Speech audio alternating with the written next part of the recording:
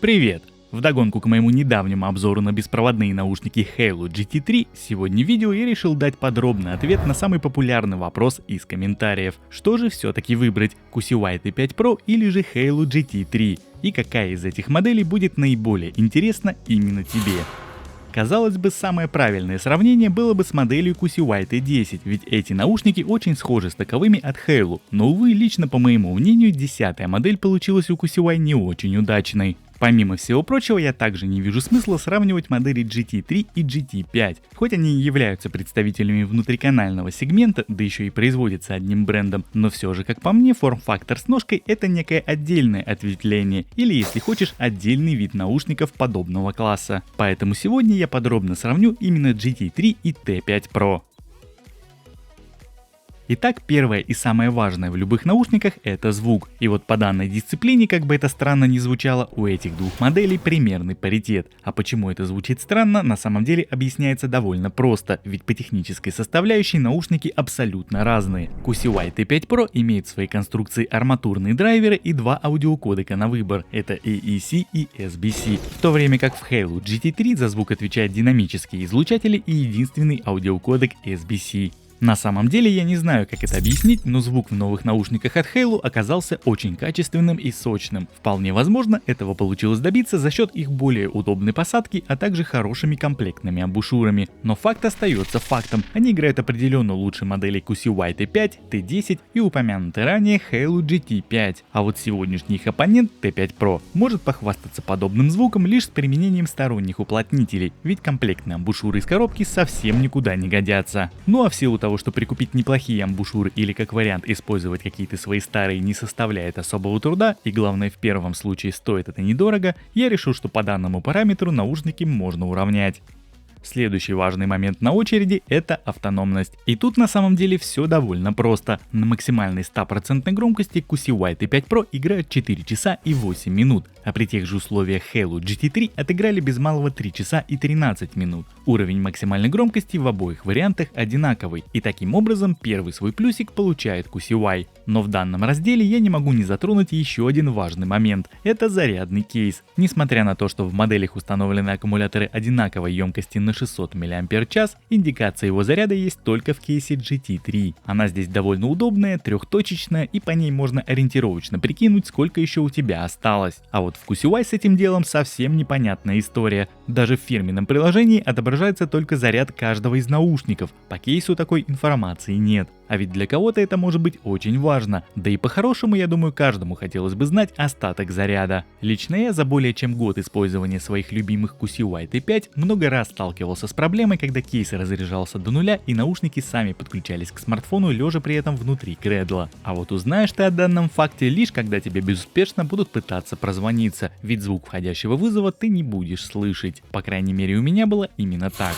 И тут ты справедливо можешь заметить еще один небольшой плюс наушников QC. Это та самая программа, которую я упомянул ранее. Она запускает красивую анимацию подключения, и в ней можно переназначить жесты управления. Вот в принципе и все, для чего она нужна. Да и пользоваться этими фишками на постоянной основе будет не каждый, ведь анимация срабатывает лишь при запуске приложения, так что поиграешься ты этим максимум недельку. А настройка функций мультимедиа лично для меня вообще разовая акция. Один раз под себя настроил и забыл. Встроенный в приложение эквалайзер также весьма посредственная история. Ни быстрые пресеты, ни подкрутка вручную особых улучшений в звуке не дает. Тут тебе поможет только смена комплектных амбушюр. Еще одна интересная функция приложения — это поиск наушников, но при подключенной работающей гарнитуре что тебе мешает просто врубить какой-то трек и также искать ее по звуку. Единственный, на мой взгляд, плюс всего этого дела — в QC можно на жесты посадить управление громкостью. В Halo GT3 это сделать никак не выйдет. Кто бы там что ни говорил, но немаловажным моментом является и интерфейс зарядки кейса. Уже в 2021 году разъем microUSB как-то староват. Хорошо, что в новые модели как QC, так и Halo начали на постоянной основе внедрять Type-C разъемы, но в T5 Pro установлен еще старый добрый microUSB. И кому данный момент очень важен, то стоит обратить на это внимание. Разумеется, QC T5 Pro может похвастать и наличием беспроводной зарядки на борту, но давай как бы серьезно, много ли смартфонов на сегодняшний день могут обеспечить тебе реверсивную беспроводную зарядку? А я считаю, лишь только в этом случае в подобном способе пополнения энергии есть хоть какой-то смысл. Так что данный вид зарядки я лично плюсом не считаю, но ты уже смотри сам по обстоятельствам. Следующий параметр сравнений — это игровой режим, а точнее его наличие. Наушники QC T5 Pro имеют возможность активации режима с минимальной задержкой. И если ты любишь пострелять в PUBG Mobile или Call of Duty, то здесь выбор очевиден, ведь Halo GT3 такого режима на борту не имеют, и задержка в играх очень большая в сравнении с QC. Единственный важный момент при активации игрового режима — не забудь переключиться на аудиокодек SBC. Что же касается работы встроенного в наушники микрофона, то лично на мой слух, опираясь на результаты тестов, сильно большой разницы в этих двух моделях нет. Для удобства сейчас ты можешь сам послушать оба теста. Проверяем работу микрофонов в наушниках QC T5 Pro. Вот таким образом они звучат в закрытой машине. В общем, сейчас буду открывать окна, создавать максимум шума, максимум ветра с сквозняком, чтобы не задувало сюда, чтобы ты понял, как отрабатывают шумодавы в этих наушниках и сравнил их, к примеру, с теми же T10. И вот таким образом это все звучит в таком сценарии использования. Ну а теперь, собственно, традиционный тест с печкой. Я включаю на двоечку, на троечку и вот так вот на четверочку. Максимум шума мне искусственно выдает печка.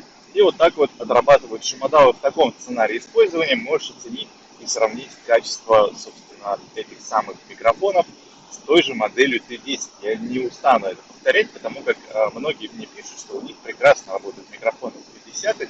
Ну, вот как-то так работают они в T5 Pro. Проверяем работу микрофонов в новых наушниках Halo GT3. Вот таким образом они звучат в закрытой машине. Сейчас буду открывать окна по традиции. Скорость у меня около 70 км в час. Вот так вот при открытых окнах задувает мне ветер сюда. Искусственно создается такой эффект ветра, да? И, собственно, вот так отрабатывают шумодавы при таком сценарии использования. Ну, вот как-то так это работает. Ну и, собственно, по традиции второй тест с печкой. Сейчас выкручиваю ее на максимум, она будет потихонечку набирать обороты, создавать максимум шума искусственно в салоне. И ты услышишь, как отрабатывают шумодавы при таком сценарии использования. Допустим, если ты где-то зимой будешь обогреваться в машине, ехать и разговаривать по вот этим вот наушникам. Подключение наушников к смартфону в обоих случаях осуществляется по изъятию их из кейса. Интерфейс подключения Bluetooth версии 5.0. Наушниками можно пользоваться как вместе, так и по отдельности, если один из них оставить на зарядке. Обе модели по стабильности сигнала ведут себя одинаково хорошо. И по этой части даже спустя время нареканий у меня нет. Ну и подводя некий итог сегодняшнего сравнения, давай посмотрим, что у нас получается в сухом остатке. Плюсы QC T5 Pro — это автономность, наличие игрового режима и приложение для перенастройки жестов управления. А вот из минусов отмечу устаревший разъем microUSB для зарядки, комплектные амбушюры и отсутствие какой-либо индикации уровня заряда самого кейса. Ну а в Halo GT3 получается все с точностью да наоборот. Плюсы — это разъем USB-C, индикация на кейсе, удобные амбушюры из коробки и уже лично по моим ощущениям более удобная посадка. Ну а минусы — это меньшая, но все еще неплохая автономность, отсутствие режима с низкой задержкой и невозможность переназначить жесты, а точнее добавить управление громкости с наушников. Таким образом, своим сегодняшним роликом, надеюсь, я смог расставить все точки над «и» в этом довольно непростом выборе. Конечно же, окончательное решение остается только за тобой. А у меня на сегодня все. Спасибо тебе за просмотр. Отдельно буду благодарен за лайк и комментарий, и увидимся с тобой уже в следующем моем видео. Пока-пока.